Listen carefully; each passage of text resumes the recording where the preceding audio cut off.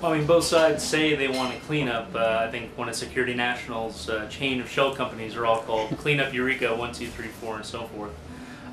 What does a full cleanup actually mean to you, and how is that different from what they call a cleanup? Well, to me, a full cleanup means that you remove these toxins, these dioxins, et cetera, and the other chemicals that are in the soil, that you take them out and remove them from the site and then go forward with the project. Right now, I think what's being proposed is to cap over them, to put asphalt down, to create parking lots and leave these toxins in the soil. I don't know that that's acceptable to the community. I don't think we want to take the risk that in being supportive of a project here on the balloon track that we will actually be maybe causing problems for our oyster bed industry. We want those toxins taken out of the soil. We want them removed from the site. We want it to be done in a way that keeps the public safe and keeps our coastal resources safe, like the bay and our oyster beds. And so at the end of the day, do you see Measure N as really accomplishing anything?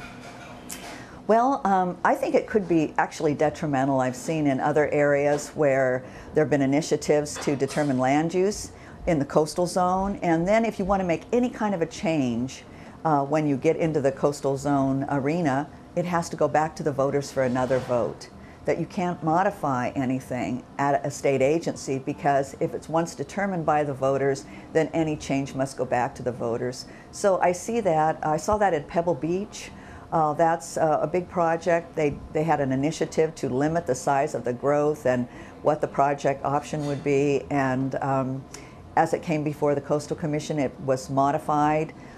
People and the city were supportive of those modifications, but because it had been a zone change by ballot and a project support by ballot, it couldn't go forward with modifications. It had to go back to a vote of the people. So I don't see a real benefit to it. It could have been an advisory measure, and that, I guess, would have been one way to address how people are feeling about it. But I think what people are really focusing on is the cleanup. They really want to see the cleanup happen. Just considering the amount of vacant office and especially retail space you see now here in Old Town through 2nd and 3rd Street, going beyond the environmental arguments, economically, does Humboldt County need this expansion of especially retail and also office space that the site is proposed for? Yeah, I think we're saturated with retail here in Eureka. Like I said, I think Eureka's economic development strategy that the mayor has supported is a failure. As evidenced by the number of vacancies here. I do think people want to see a project on the balloon track, as do I. Anybody can propose a project that meets the law. I'm going to be supportive of that. I'd like to see a project there. But I think developers need to follow the law. They need to design something that's consistent with the law. And they need to get the cleanup done at the earliest opportunity so we can bring in some good jobs, some good paying jobs here for Eureka. Turning to the Ridgewood development, the Forester Guild development, Eureka actually had a rare moment of unity. The council, the staff, all saying they're really disappointed with how the developer went about this, not consulting Caltrans or the city on their traffic model and their environmental impact report, and otherwise just putting this gigantic development right past the edge of the city and impacting not only their traffic but their whole water and wastewater collection systems. They even called it parasitic on the current commercial development opportunities in Eureka. I had to ask their candidates, at least running for Eureka Council Mayor, why would those arguments apply to Ridgewood but not apply to the balloon track? What's your response to that? Well, first let me just talk about the Ridgewood project. I'm on the county's city-county roundtable committee, and Supervisor Smith and I meet with the city representatives on a regular basis to talk about issues that affect both of our jurisdictions. It's a very positive thing. We invite our staffs to come.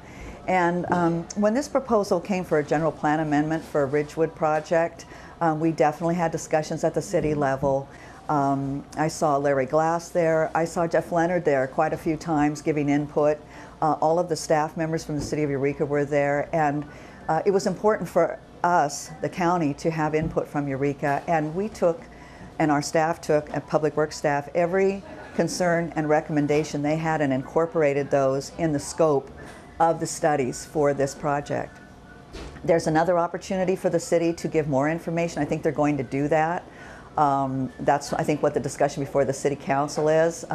If any other suggestions about intersections we should study or the developers should address, we are more than willing to include those and to require that of the developers. So it's a positive thing. I don't think we neglected anyone. We did take the input from the city staff, who usually are the ones that comment on technical things. If they want to ask for more, we're certainly open for that. We've delayed any action on the project by 2 months already, so that, you know, it is a big size project, what's being proposed, but it's important that the parties that might be impacted have a chance to respond. The other thing is that people need to know is that this was part of the county's general plan. There's been a proposal for a development on that site for probably 20+ years for housing. They already are approved under the existing general plan for 940 units. That's already included in, they have that right already. What I liked about them coming forward was changing the types of housing with the general plan amendment to be more affordable. That's important to me, that we have affordable housing options in our housing element and in our general plan. But we haven't made any promises at all regarding the density, the number of units or whatever. And we're all looking forward to that hearing taking place at the Planning Commission, receiving the city's input, receiving the citizens' input, and making some good decisions in the future. So it's an open process. Everyone's welcome to participate. And I guess with regard to your question about, you know, it does sound like maybe they, you know, you can't, they want everything. They want, the city perhaps wants all of the traffic issues, you know, to be addressed by the county, but certainly that the approved projects they put in the city of Eureka have an impact on all of us. And there's certainly gridlock on Broadway. And I think that's a good question of yours, why they have sort of a double standard here with regard to the balloon track development versus a development in the unincorporated area. Given though the massive downturn in the housing market, do you really think it's as feasible as it looks on paper maybe a few years ago to put in what's basically a couple of new subdivisions? Yeah, what I see is a project that would be phased over probably 20 years.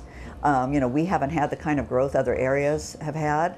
We have a lot of housing on the market right now, and I think that these folks are looking at phasing a development over a 20-year period.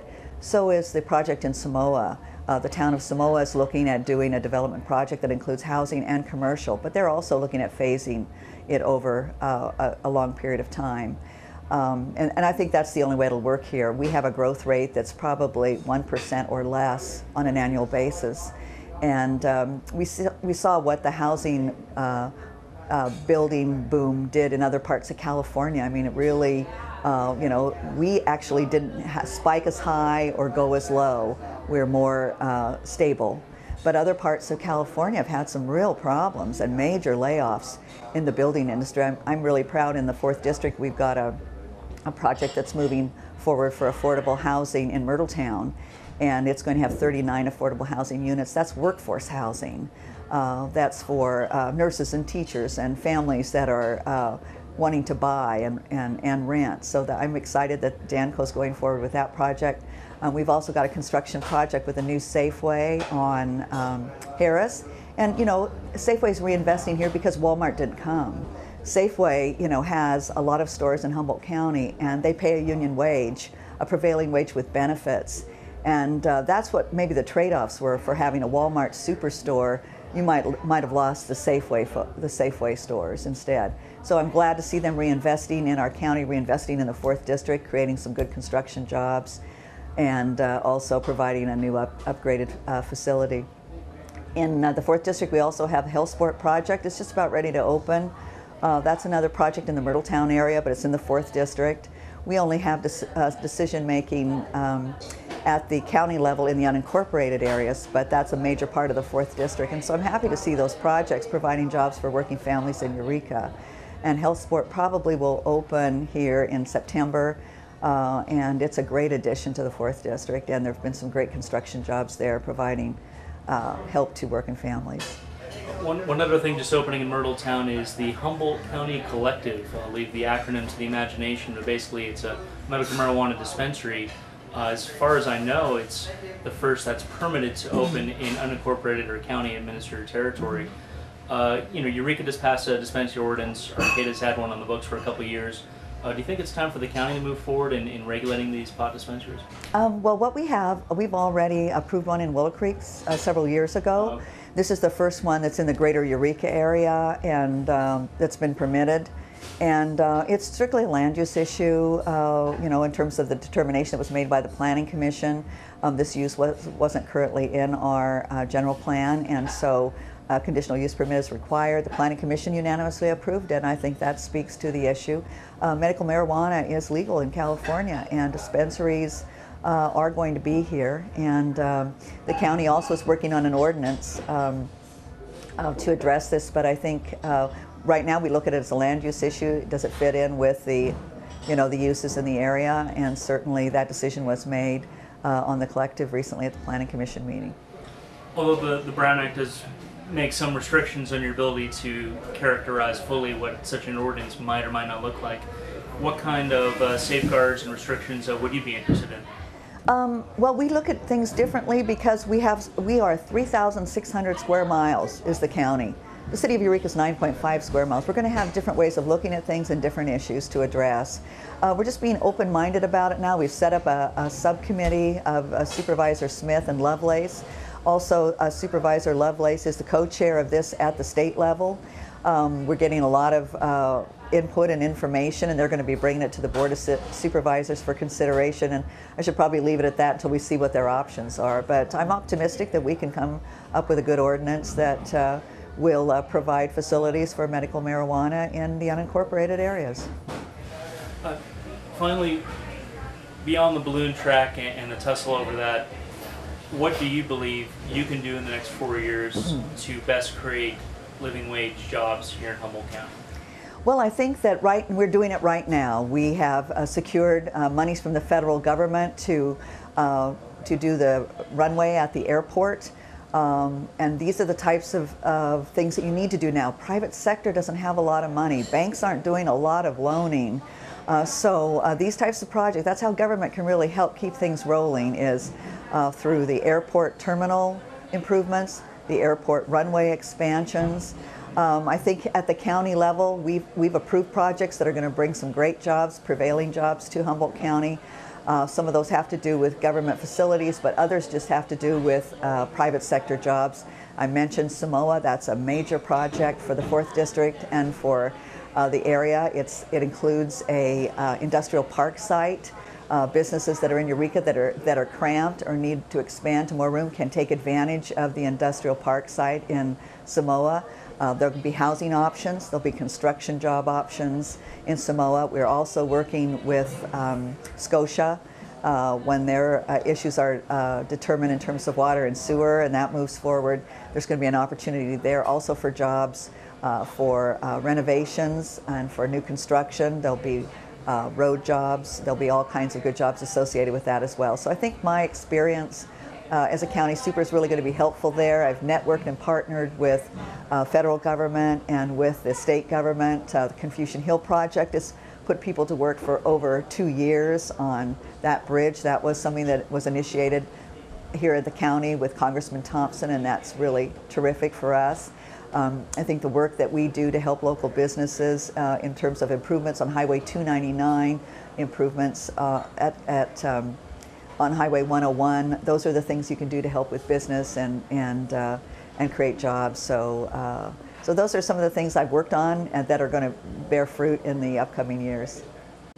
Anything else you'd like to say, Supervisor Neely?